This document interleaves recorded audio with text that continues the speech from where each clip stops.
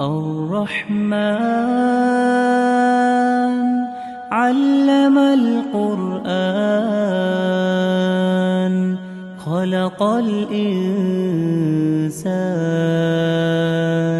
علمه البيان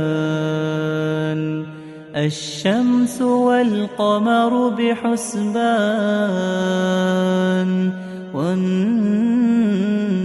والنجم والشجر يسجدان